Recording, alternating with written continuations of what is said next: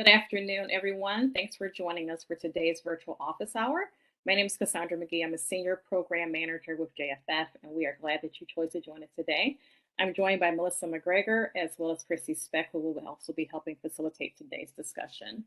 Our topic today is youth apprenticeship programs and early care occupations, and our presenters are Randy Wolf, the executive director with ECEPTS, and Joya Chavarin, faculty with Berkeley City College. And so this program is funded by the Youth Apprenticeship Intermediaries Project with U.S. Department of Labor, and it is part of our Youth Apprenticeship Work Series. So we regularly host these virtual office hours just as a way for us as practitioners and thought leaders and stakeholders across the youth apprenticeship space to connect with each other and talk about topics of importance to register youth apprenticeship. So with that, I will go ahead and turn it over to our presenters today. So I'll turn it over to you, Randy. Okay, you want to go to the first slide? Great, thank you.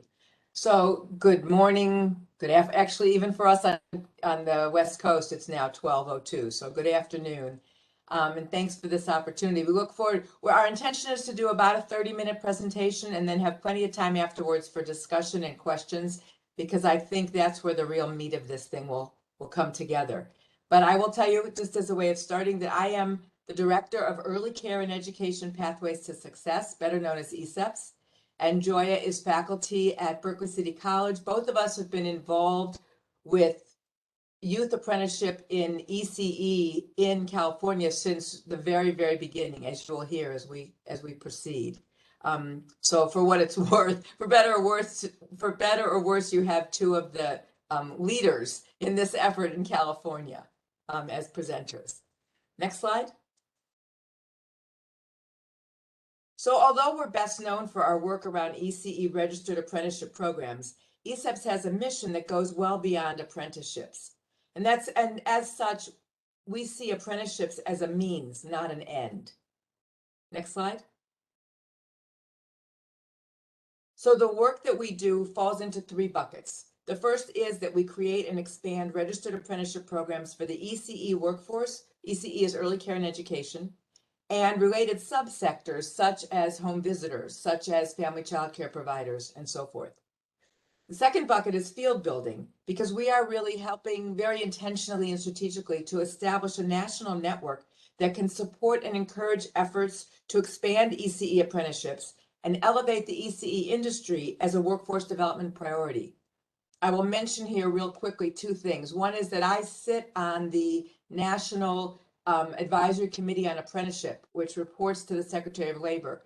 And there's about 30 of us on this committee nationally. And the significance of that is, to my knowledge, we've never had an ECE representative on that committee. So it sort of suggests the very intentional focus that the Department of Labor is trying to come around to with all of this. And the second thing is, and I'll talk about this again briefly at the end, ECEPTS will be sponsoring a national conference on ECE apprenticeships in May. And so for those of you who by the end of this want to know more, there is a way to do that. And then the third bucket is advocacy, specifically to promote family sustaining wages and well-paid ECE career pathways, using wage parity with the K-12 system as an essential principle. And our philosophy and also lived experience is that you can't work in the space of early childhood workforce development without having one eye on advocacy and systems change, because as everybody on this call and increasingly across the country knows, there's a bigger issue here than just, replenishing the child care workforce. There's big intransigent societal barriers and systemic barriers, and that's part of what we think about through ECEPTS. Next slide. So apprenticeship, it turns out, is a particularly well-suited approach to professional development for the early care and education workforce. And that's because we know research has confirmed over and over again that teacher quality is the essential component to successful early care and education. And developing workers' skills, knowledge, and competencies is the essential focus of apprenticeship. So high-quality apprenticeships lead to high-quality teachers. Next slide. So let me give you a quick overview of who we are and what we do, and then we will go into the specific focus on youth apprenticeship. So ECEPTS was launched in 2019, so we're just approaching our 3rd year anniversary, but it was built on the shoulders of a 4-year collaboration between me as an independent consultant and the Service Employees International Union, through which we registered 3 registered apprenticeship programs in California and engaged over 350 apprentices over the course of those 4 years. Currently, ECEPTS has about 218 active participants engaged in 13 cohorts across 8 counties in California. We're working with 11 employer partners and growing. We're working with 12 community colleges, and ECEPTS as an organization wears 2 hats. We are both a statewide sector intermediary, as opposed to like a regional intermediary. And we also are the sponsor of 4 registered apprenticeship programs and a registered on-the-job training program. That's what you can see here on this slide. And for us, the significance of being a sector intermediary means we'll work with anyone in the state and little by little nationally, as long as the sector that they're interested in is somehow in the realm of early care and education. We don't do apprenticeship in advanced manufacturing or cybersecurity or even healthcare. We stay in our lane, but we'll drive anywhere. Good analogy. Next slide. So our apprenticeship model, I think probably everyone on this call knows the 5 required components of a registered apprenticeship program. If not, ask me during the Q&A. But our apprenticeship model goes beyond those 5 requirements, and it is grounded in a deep commitment to equity and, more importantly, to participant success. The ECE workforce is predominantly women of color, non-traditional students, first-generation college students, mothers, working mothers, immigrants, folks from low-income communities, and non-native English speakers. So we provide a set of participant support services intended to address and ameliorate the widespread academic and systemic barriers that these folks might otherwise encounter and that could derail their success. In a study by the Center of Child Care Employment out of UC Berkeley several years ago, they evaluated the first 3 years of the ECE apprenticeship work in California. And in that time, with the 350 plus apprentices we had involved, we maintained an aggregate attrition rate of less than 15%. Nationally, apprenticeships across the board have an attrition rate of over 40%. When it comes to training folks to work in the care economy, we can't afford those kinds of dropout rates. Our apprentices need to succeed if we're going to address the child care workforce development crisis and prepare our youngest citizens for social and academic success. And we believe that our apprenticeship model, with what we think of as our secret sauce, supports and ensures that kind of success. Next slide. So with that, let me now turn our focus specifically to the work we've done in the youth apprenticeship space. Our work with youth apprenticeship began in 2019 when ECEPTS was awarded one of 8 grants during the first round of the New America Partnership to Advance Youth Apprenticeship Initiative, which is better known as PIA. With the support of PIA, we designed an amazing program. We partnered with a high school in the heart of Oakland with all the socioeconomic challenges that you would anticipate with that. And the leadership of this particular high school was willing to think way outside of the box and let us be truly innovative and imaginative. We partnered with Berkeley City College for our related supplemental instruction, in part because we've been collaborating with them for 3 years prior as we developed and implemented our original Head Start apprenticeship. So we knew BCC to be, again, an innovative thinker who wasn't afraid to try things differently. And we were able to have students complete their on-the-job training hours at a child care center that was located on the high school campus, which made all kinds of things possible that would otherwise have been impossible. The initial launch wasn't without significant challenges, but it got off to a very promising start. As we began the 2019-20 school year, we had about 18 students enrolled in their second college class and completing on-the-job training hours at the child care center. We were solving a lot of problems and addressing a lot of barriers, and we were making good progress. And then in February of 2020, COVID hit. Within a couple of months, the high school shut down, the child care center shut down, and everyone and every system was in the throes of adapting to life in the middle of a pandemic. ultimately the program became untenable and we had to shut it down. Next slide. The good news is that over that year of planning and initial implementation, we learned a lot about working within the context of the high school system, and we developed a much deeper understanding of youth apprenticeship as a concept and as a construct. So let me just highlight what's on this slide.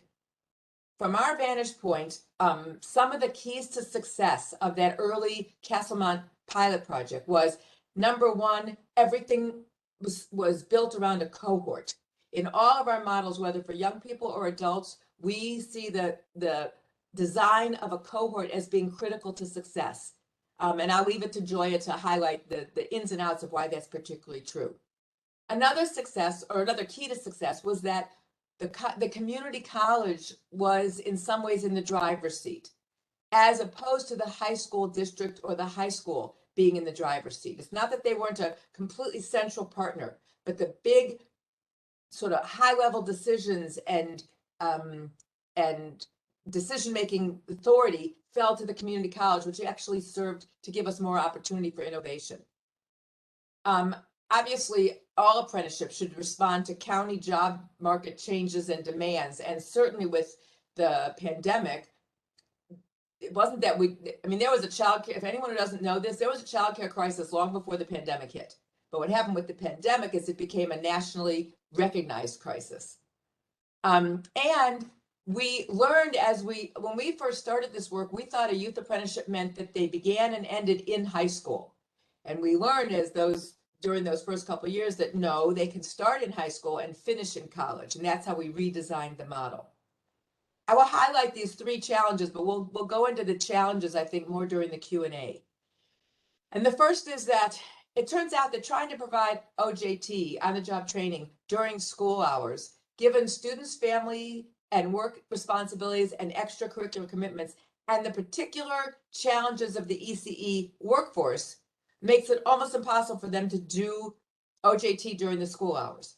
And so I'll just say one example of that is that if you're doing a youth apprenticeship in advanced manufacturing, I assume that whatever time of day or night the apprentices go to work, what's going on at that plant or whatever you call what they do, advanced manufacturing, is the same. But in an ECE setting, we don't want the students to do their OJT from 12 till 2 when the children are napping, or even from 4 till 6 when they're outside doing free play until the parents come. We want them in the classroom from like 8 in the morning till noon, which of course is prime high school time as well. So that becomes a big challenge.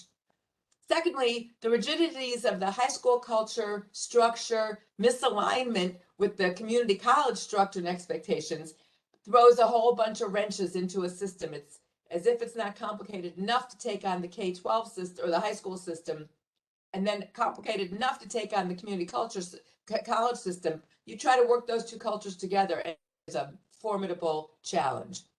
And lastly, in an industry like ECE where funding is simply insufficient, it is very difficult for employers to come up with the wages for youth because they can't be employed. They're not yet 18. They don't have the requirements to be counted in the ratio of those classrooms. And unlike, a cybersecurity organization or a tech firm, there's no money in the budget to be able to come up with those, to augment those wages. And in almost every funding source, whether private or public, state, government, you cannot use those funds to augment wages, which is in my view, a mistaken policy and something that makes other things impossible. So I will leave it there for now and let me just see if I forgot to say anything. Oh, okay, so let me bring it back to today. Currently, we did redesign the program, which Joy is going to talk about, to address those challenges and strengthen those keys to success. Currently, we have 3 youth apprenticeship cohorts in partnership with 3 community colleges in different areas of the state, and we've registered about 53 youth apprentices. So now I'm going to turn this over to Joya to talk about the specific program that we're operating at Berkeley City College, which is in the Bay Area. It includes communities like Oakland and Berkeley and Emeryville and other cities you probably heard of across the country. As I said, Joya was beyond instrumental, she really was the brains behind the design of the Castlemont pilot project and the redesign of it to make it viable going forward. So with that, let me turn this over to Joya. Next, oh, we got to the next slide. Okay, good. Perfect. Thank you so much, Randy. It's so wonderful to be with you all today. And as Randy was indicating, this program, I'm going to just talk about it from a high level structure and the benefits. It was designed intentionally with the equity focus. And as you can see on your slide right now, we messaged the program as an on-ramp to viable careers for students to be able to earn early college credit. Students who wouldn't necessarily see themselves in college, we intentionally recruited, and we messaged it that you may not know you like working with children, but did you know about the careers in education, child development, and family services? Do you enjoy interacting frequently with children?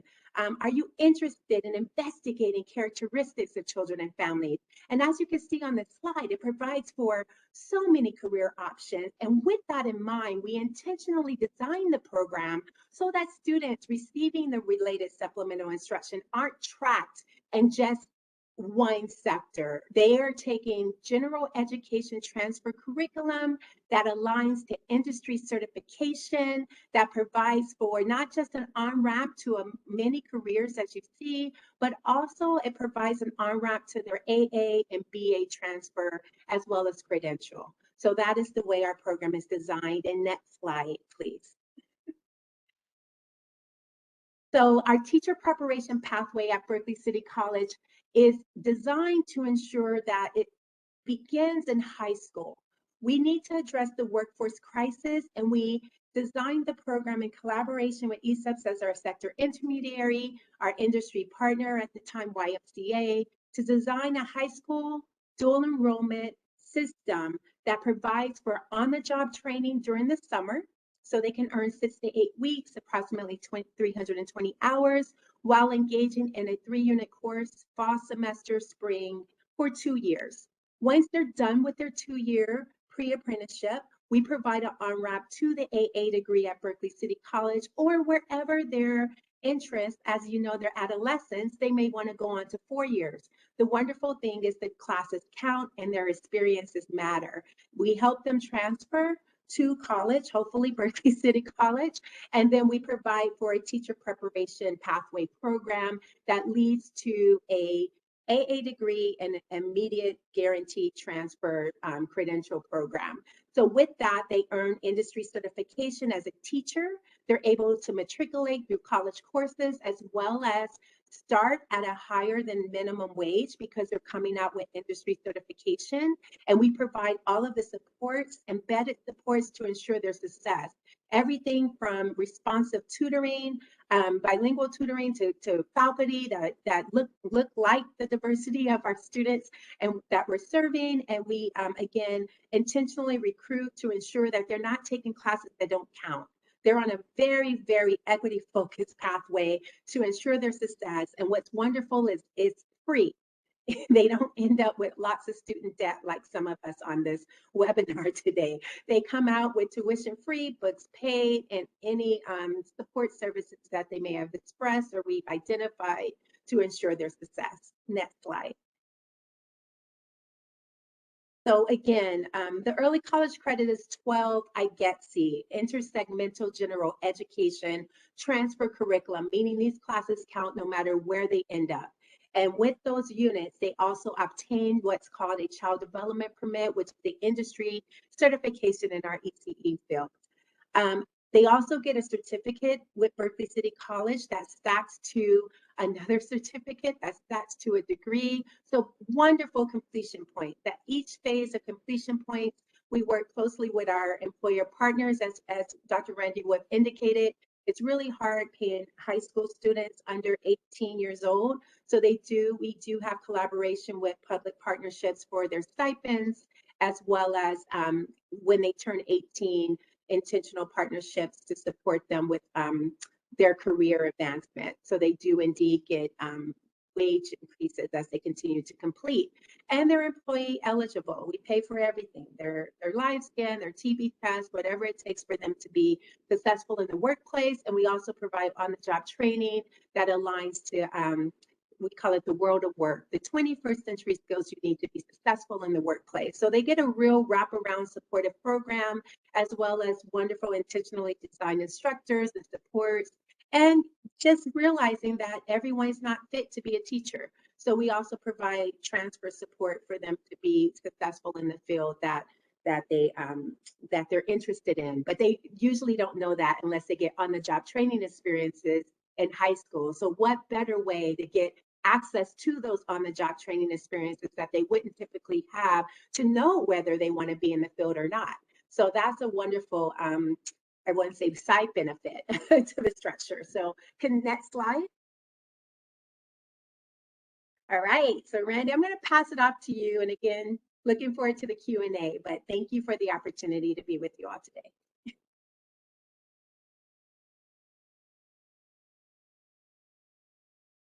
So, okay, can you hear me? Okay, so as I said, I just wanted to make this little pitch. We will be hosting the first ever national conference on ECE apprenticeships, May 16th to 18th, in person in Ontario. That's CA stands for California, not Canada. People keep asking me, why are you having the conference in Canada? Anyways, we're not. We will have, it's 2.5 days, starting with a reception on Monday evening, and then 25 breakout sessions on Wednesday and the 17th and 18th, Tuesday and Wednesday.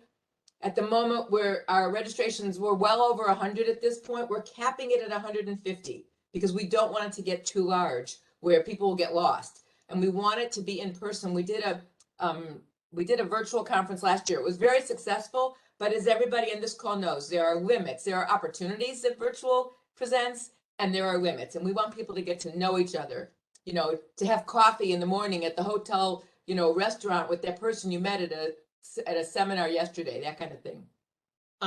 There are about 15 states that are registered at this point.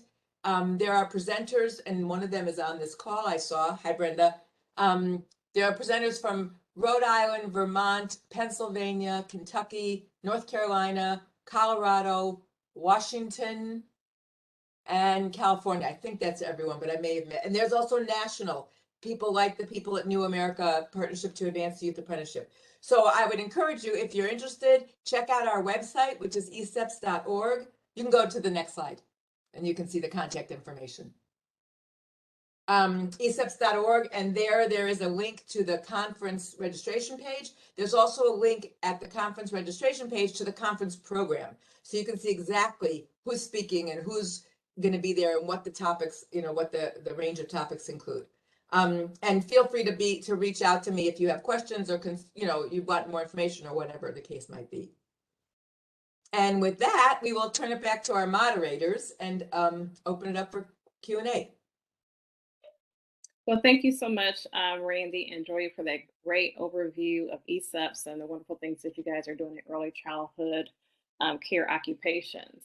So we'll go ahead and open it up to our participants for any questions or comments that you might have for them, and then we'll chime in a little bit. So feel free to take yourself off of mute.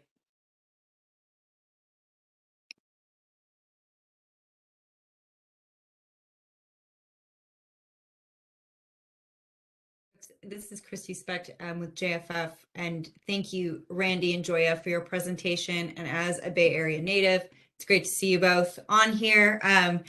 So, and as folks are thinking of their questions or thinking of any thoughts they might have regarding your presentation, I wanted to kind of jump in on something that Randy alluded to, but it felt like a teaser, and I wanted to get more information, and that was on how you are actually all navigating the wage challenges, right? So if grants are not able to provide any additional funding for some of these wages or to help pay certain components of the apprenticeship program, how are the ECEPTS programs navigating this and ensuring that folks can earn their wages while they're going through their apprenticeship program?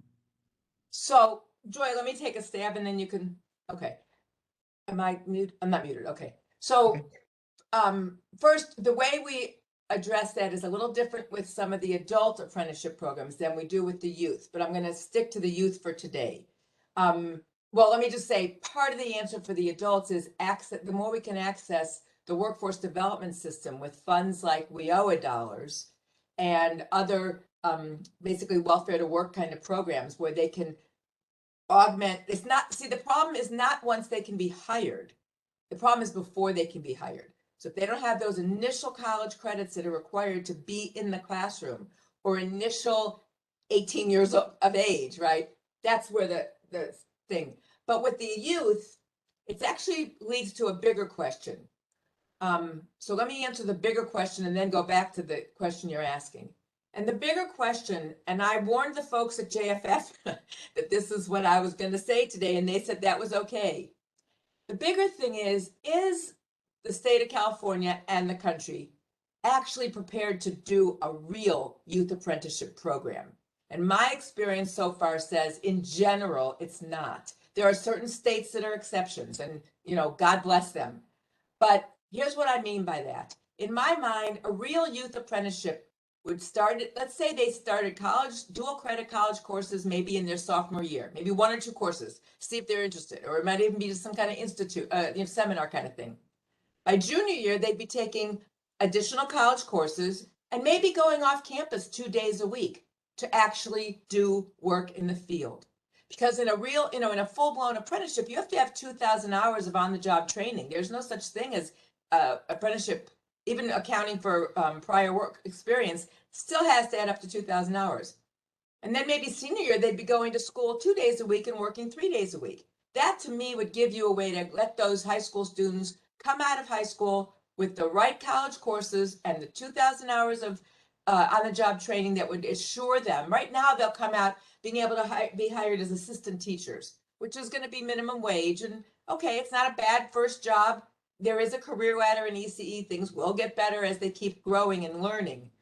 But the problem is that the high schools are not set up to do that kind of a thing. And between block scheduling and all the other union issues and, you know, contract issues and I'm not saying that to disparage the system. The high school system is set up for high school. And we're saying it should be equally set up for apprenticeship. And that implies going off campus into the world of work to a real earn and learn program. So having said that, we've had to revise our expectations and our goals so that our youth apprenticeship right now is registered as a pre-apprenticeship because they can't get 2,000 hours. And so what we've done is the basic structure is they take during junior year, they take 1 course in the fall, 1 course in the spring. During senior year, they take 1 course in the fall, 1 course in the spring, for dual credit, taught by college faculty as a cohort. And those 4 courses are the courses specifically required to earn what's called an associate teacher permit in the state of California. Lets you be hired as an assistant teacher once you hit 18. But to get that permit, you have to do a minimum of 150 on-the-job training hours in 3-hour, so 50 days of 3 hours a day. So what we do is during the summer between their junior and senior year, we develop a jobs program. And we often, in terms of wages, like Joya, I think referenced, we'll partner with community-based or county-based youth summer employment programs because the summer employment programs often have funding, but they don't have job placements. So we will partner with Head Start programs and other young youth serving programs and place them over the summer so that they can pick up at least 150 hours in 3-hour stints so that when they graduate high school, they can actually, walk away from high school with this associate teacher permit. Then they can go into college in the following fall and move right into the teacher apprenticeship. And all the 4 courses they take will be grandfathered in, as will whatever the work hours that they earned in the course of it. So what I'm saying is, it's like what I'm just laid out is the best we've come up with, given the systemic and all the other challenges that we sort of are navigating around in order to make this program work. The best we've been able to do is to develop a really strong pre-apprenticeship that can feed into the apprenticeship system that we have well established beyond that. Joy, what would you add? Just that because of what you indicated, we added a work occupational course that they can take along the way as they're doing their summer on the job training. And that's where the World of Work curriculum comes in to support them in being able to transition to employment. But you're right, it's all based on our partnerships with our cities. So our Berkeley City and Oakland, where we are, they pay for the stipends for the students to participate in the on-the-job training. And Youth Works is what we call it. So yes, I echo what you state, Randy. It's been a challenge, but I think we've really learned a lot from our lessons, and we are definitely providing the opportunity for them to on-ramp into the teacher apprenticeship, which is really exciting because it leads to a BA. Yeah, that's incredibly exciting. No, thank you both for that response. And Brian added to the chat, to Randy, what states are the exceptions, right? Which states are actually moving some exciting work with youth apprenticeship or supporting youth apprenticeship? So I'm not going to speak. I mean, it's sort of my impression. The people at JFF actually might be in a better position to answer that question than me. If you say that the states you think, I'll tell you if those are the ones I'm thinking of. But I'm not the expert on other people's programs. I don't want to overstep my, my knowledge here. Randy, this is Brian, and I totally agree with you. One of our key roles is to serve as advocates. So it'd be really interesting to hear from those states that have been successful and what was their secret sauce in terms of, convincing their legislature or whoever might happen to have been to really support apprenticeship. And it might be another office hour to actually focus on those states. But Brian, is that your name, right? But Brian, one thing I will tell you, and again, I'm not mentioning any states, so I'm not calling anybody out. But one thing I will tell you is, I think some of the states that have had the most success with developing more of a real apprenticeship within the framework of high school have not been able simultaneously to stick to the equity goal. This is, again, my impression. I'm not trying to throw anybody under the bus. But when we talk about our focus in terms of ECEPTS, we are solely working with low-income students, students of color, recent immigrants, young people for whom college was not a given the day they were born, because we're trying to go for the highest hanging fruit. And I know that at least some of the states have had an easier time recruiting students for whom college was part of their pathway. So these are the challenges. And it's always, there's this incredibly, as I'm sure you know, it's a balancing act. How do you stick to your equity goals while working within systems that really, they want to be equity focused, but often there's a gap between what they want and what they can pull off. So, Brenda, hi. You knew I'd have something to say about this, I right? hope you would. So I represent the Kentucky Governor's Office of Early Childhood, and our early childhood apprenticeship is housed here as a division of the Education and Workforce Development. But one thing that we have done is look at the administrator director level of early childhood education. And we just completed the state registration for the first administrator director early childhood apprenticeship. And we did that. We have a director credential currently in place that requires 4 college courses. And we wanted to offer the pathway to people who've already been working in the field. The average person working in the field is 13 to 15 years. They often have 2 jobs. They're often women of color and have done just about every job in the program. And so we wanted to give recognition for the work experience that they have equally to any education. So we built the director apprenticeship. It's a 10-component apprenticeship, but they are based on the 7 competencies in the director credential. So we aligned with the Division of Child Care's director credential. We worked with the Office of Apprenticeship to write the plan and get it approved at the state level. Now it's being reviewed for adaptation for the national level. But we pulled a variety of people together. So, because we are in our office, we connect state-funded preschool, Head Start and early Head Start and child care. We're sort of a facilitator between those 3 groups. So we wanted to make sure that anything we did met the needs of all 3 of those programs. But in this way, because we're addressing a population of people already working in the field that are often overlooked, they either don't or can't go back to school, don't want to or cannot, or they just have so many commitments. I think about when I was a director, I had 4 kids, I was taking classes part-time, doing all these different things, but, not everybody has that same ability to do that. So with our American Rescue Plan funds, the Division of Child Care gave us $2 million to develop these apprenticeships. So we've developed the administrator director, and we're getting ready to launch the early childhood teacher apprenticeship. In addition, we have the youth apprenticeship, which is the child development specialist, and that is also available to adults working in the field, sort of like a level 1 teacher or teaching assistant. The teacher apprenticeship, which is already a national apprenticeship that we're tweaking, is going to be the level 2, and then the director. So we have a 4-tier system that's all connected. But it starts with family consumer sciences for that youth apprenticeship. Right, I was going to say, because today's focus really is on the youth apprenticeship piece. Yep. Can you talk, because I know you've engaged high school students. You started with high school students. That's what we started with in Kentucky. Right. Can you talk a little bit about that so people can hear how you do it and how you navigate this idea of getting students out into the field working while also being full-time high school students? Sure. So when we first started the program, they were looking for a pilot, and I was the first pilot for my programs. And I said the one thing that I would need to be able to participate is if the students could work in my centers in the morning and not in the afternoon.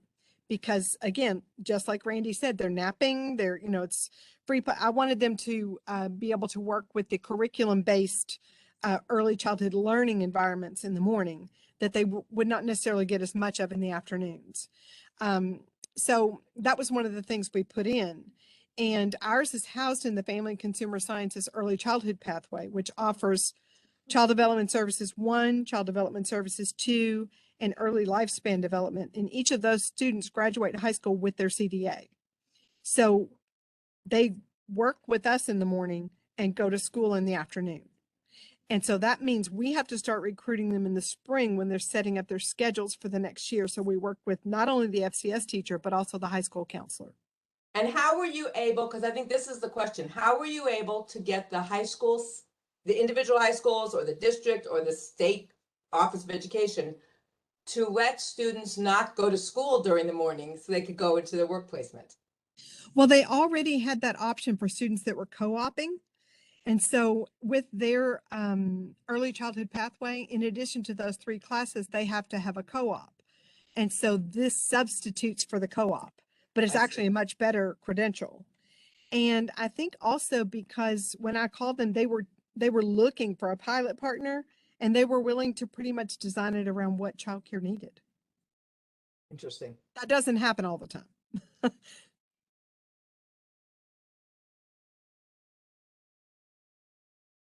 Hi, Randy and Joya. Thank you so much for this great discussion. It's Melissa from Jobs for the Future. And I just wanted to kind of take it back, if you don't mind, to when you were talking about your partnerships. I really appreciate how you shared that the pandemic kind of derailed the program. That was across the country, and it happened for a lot of people. So how did you rebuild your partnerships after that? And if you could talk about really some of the specifics, because I think that partnerships are where some people kind of find their own derailment of apprenticeship programs and building these things. So if you could just kind of discuss that, that would be great. It's a very interesting question. And I'll give you my answer, which is from a slightly different perspective of the partnership than Joya's. So it'd be interesting to hear what she's going to say as well. This is where having a sector intermediary becomes really important. We didn't actually lose any of our partnerships. We worked with all of them throughout, and new ones as well, throughout the pandemic. Now, we weren't able to offer a lot of on-the-ground work because what we were doing is reworking the whole structure of these programs to move it to online, knowing that our student body was not going to do well with a purely online mode, for example, right? And so we spent the better part of, I got to think about the timing, from late spring of 2020, when everyone realized this thing was really happening, to let's say, the beginning of like let's say late summer 2021, readjusting, refocusing, thinking through, and also the colleges, a lot of them, for a while, they weren't meeting at all. Then they were only meeting online. Then you had situations where some of the colleges were slowly going back to in-person, but the agencies said, no, nobody's allowed in our site without a vaccine. You know, all the things that everybody around the country has been dealing with. So, but it's interesting the way you posed your question. We didn't have a problem losing the partnerships. Everybody was very eager to figure out, how do we get through this and how do we get back to business? I will say now, with the promise maybe of things coming somewhat back to normal, I don't even want to see the newspapers about this new variant, but people are beginning to dare to be hopeful that there's going to be some kind of life after COVID, although I don't know that anyone expects it to be, you know, normal as we knew it.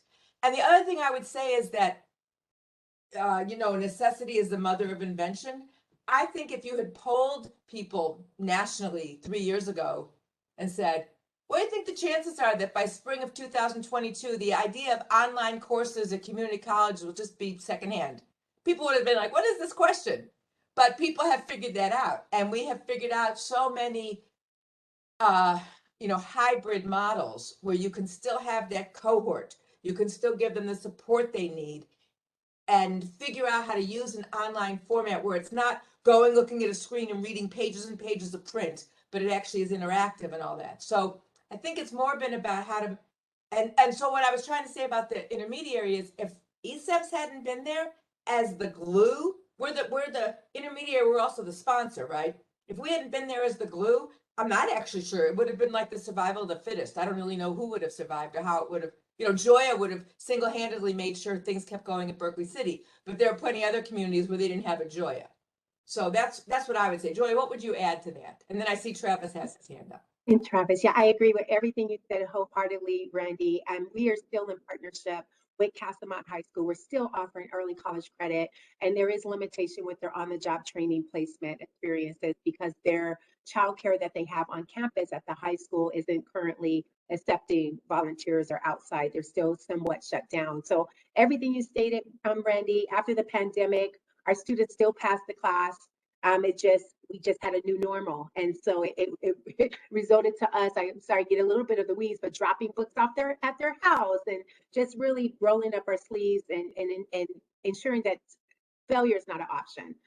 We're gonna provide the embedded supports for you to succeed. And we continue to offer courses at Casamont, which is wonderful. And they continue to take the series of the 12 units that we discussed earlier at Casamont. They're just not engaging in the on-the-job training right now. So we're hoping to rebuild that with our local partner, our local employer partners. So yeah, and I do see Travis hand. Good afternoon, everybody. Hi. Hello. My name is Travis Kelly. I am the program administrator for Career Source South Florida Youth Programs here in Miami-Dade County. And I just want to share a little information about our early learning program. We, well, first of all, in the state of Florida, we have the most, we have the highest pre-apprenticeship enrollment in the entire state, with just above, I think it's about 253 kids in high school. And that's for our pre-apprenticeship construction program. But we're also in the process of finalizing our approval for our apprenticeship program for early learning education with the local Miami-Dade College, which is one of the biggest colleges in the country. So our partnership between Career Source South Florida and Miami-Dade Miami-Dade College has evolved into a early learning apprenticeship program. And we're hoping that approval be complete by the end of the program year, which is the end of June.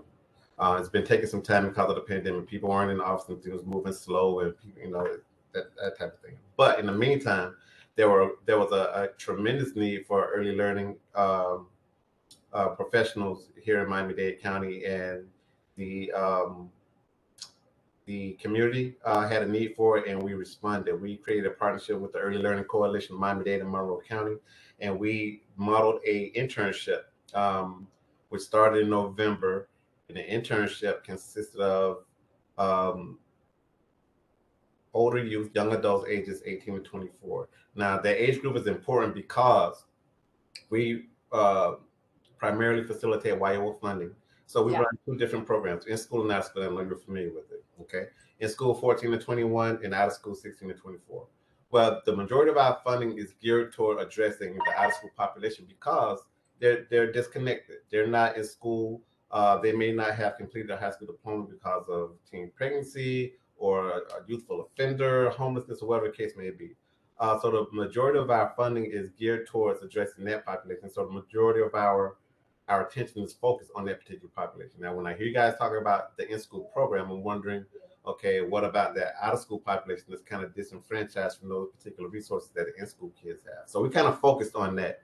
And our whole plan is to, once we get approval for the apprenticeship program, is then to go ahead and apply for our pre-apprenticeship program, particularly for our out-of-school kids. Now, there's also an early learning program in our public school system now. That we will probably partner with the public school system later, but right now focuses on that out of school population. And so we started our first cohort in November. We started out with I want to start small because I know it's going to be a lot of hiccups and a lot of barriers that we had to address. So we primarily deal with kids with barriers to employment and education. So they may have a high school diploma, they may not. They may be getting a GED, they may not. They may be homeless. They may be transitioning out of foster care, whatever the case may be. So we started out with a cohort of 6 girls. We ended the cohort with 4 completing the program. They started with 240 hours of paid work experience, which is the internship, at $13.88 an hour. 2 of the girls dropped out. 1 became homeless. She had a child and she was living with her sister, and they got in a dispute. She got kicked out, and she couldn't continue the program. And another girl actually got shot. She got shot. And so these are some of the issues that we have to deal with, dealing with that particular population. But that's the population that we're targeting, that we're trying to serve, and that we're trying to make sure that they have a career pathway in early education if they so desire. We provide all support services in the training, in the paid work experience. We provide support services in transportation, tutoring, support services. ELC has been a great partner, one of the best partners I've ever worked with since working with the program, and providing support services in tutoring when it comes to maintaining the 45-hour required Department of Children and Families certification that they need to actually work. And out of all 4 of those girls that finished the program, all 4 of them had job placements when they were done. All of them was offered a job when they were done. So we're in our second cohort now. We have 13 girls in this next cohort.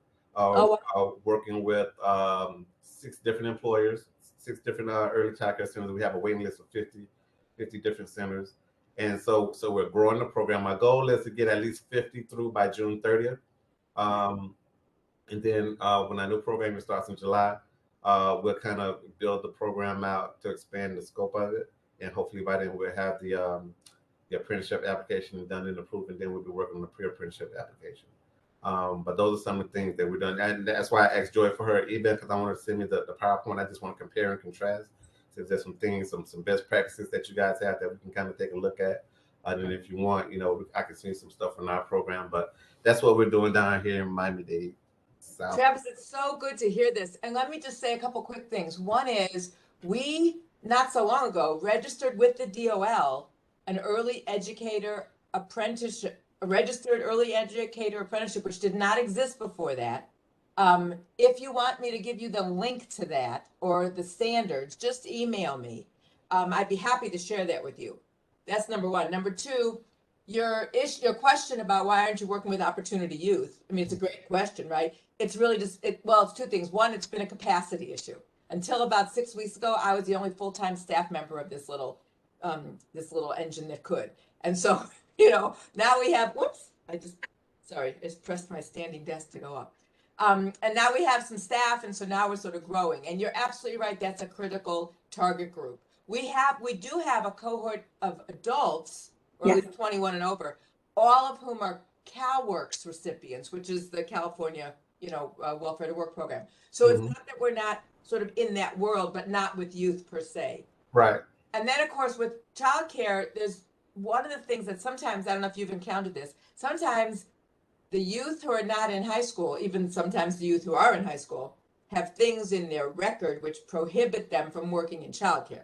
So then you're glad that there's a program like construction or, you know, some hospitality or things where that wouldn't be the same, you know, and there's good reasons for those restrictions. And there's also circumstances that make you wish you had some flexibility, you know, to look at individual cases.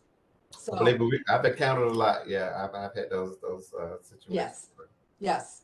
And then the last thing I would just really extend to you a very special, a very you know, intentional invitation. If you can make it to our conference in May, you will feel like you have found your, you know, your missing family, and you will learn a lot about how other people, especially because it sounds like your focus and commitment to diversity is the same as ours, and you will learn a lot. So if you have any way to make that possible, just email me and we'll go from there.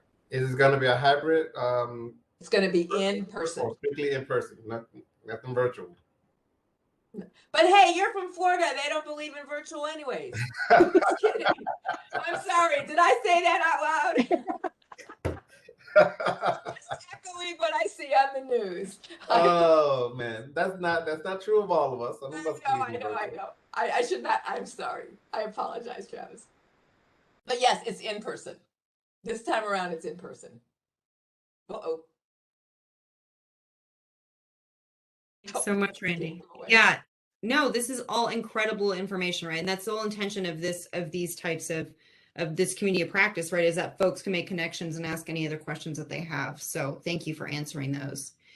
Do any others in the space have any questions or thoughts for Randy and Joya?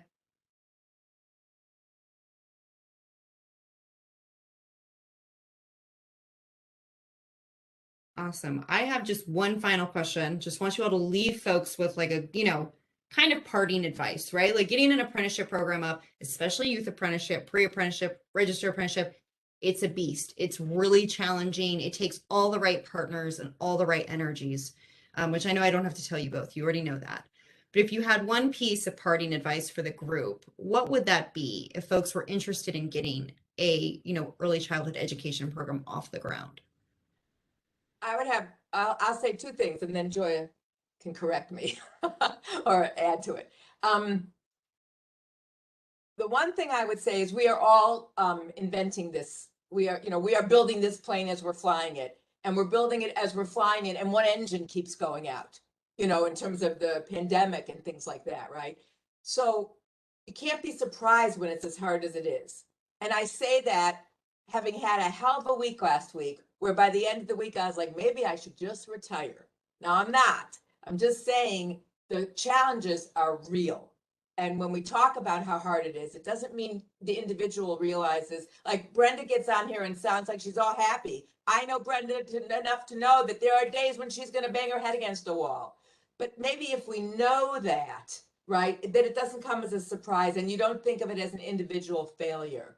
So that's number one. Number two, I would say, find other people like ECEPTS, like, you know, colleges, like where Joya works. People, this is one of the reasons I'm not being self-serving, but this is one of the reasons why we're doing this conference. Nobody else in the country knows this stuff. We're really figuring with the group of 150 or so that I'll get together. You know, these are the states that are doing this work. And every time we get together, we find out about one new state we didn't know about or one new community. It is important not to try and do this by yourself because it's really hard. And some of us come from an ECE background. We just have to learn the workforce system and the apprenticeship system. Some of us come from the workforce system and we have to learn the ECE world. Some of us come from higher ed and we don't know anything about ECE except what we teach. And we don't know anything about workforce because we didn't think of ourselves as being part of workforce. So this is systemic intersection and silo breaking, which is a huge opportunity and a heavy lift. And the last thing I would say is, this is my new speech, that when it comes to putting equity at the center, which I think is essential, especially when you're talking about early care and education, a lot of people right now, increasingly, a lot of systems are trying to learn to walk the walk. People are trying to learn to talk the talk, but you can talk the talk. But anybody in the room who really knows the score knows that that talk is just talk. They may not call you out, but they know. But walking the walk is a whole nother thing. And we are all learning this. There's no handbook, there's no blueprint. And my new analogy is we are breaking new ground. We are trying to figure things out nobody's ever figured out before in this country. And you know, walking this new path. Why is it surprising to us that the path is filled with broken glass and big rocks, and the soles of our shoes just aren't that good yet?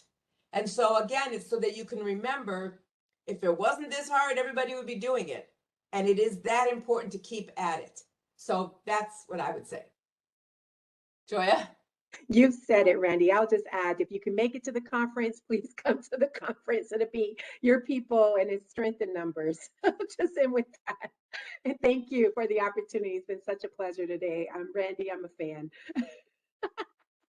Thank you both so much for your time and for your energy and for your thoughts. And I just want to kind of circle back to that Randy and Joya's emails are on the screen right now. And I did hear them say, email me. So I am making that plug to email both of them if you have questions and or additional thoughts. And they clearly know what they're talking about with this space. And I'm going to pass it over to Cassandra, who may have some parting next steps or thoughts. Thank you so much, Randy and Joya. This has been a great, robust conversation. I look forward to inviting you guys back for more, or just sitting down and saying, hey, we need to have virtual coffee. So this has been amazing. So if you guys want to continue the conversation and connection with us for additional series, please feel free to hop over to our Youth Apprenticeship Works virtual, our community of practice. This session, along with others that we host, or other great resources regarding registered youth apprenticeship, are noted there. The link is in the chat, or you can actually take note of this here. And then too, just look forward to upcoming emails about upcoming sessions. We do have one coming up about policies and different things basically that are coming out of federal government and state government that impacts youth apprenticeship. So some of those questions that you might have had about certain states or what other people are doing across the country, some of those burning questions, bring those there. And we will have a couple experts on basically that deal with some of those specific things. But thank you guys so much for joining us. Again, thanks so much to our presenters, Randy and Joya. And we look forward to seeing you all next time. And thank you again to Christy and Melissa for helping facilitate today's discussion. And we'll see you at the next session. Have a great rest of your Monday. Thank you, everyone. Thank you. Thank you. Randy, Joya.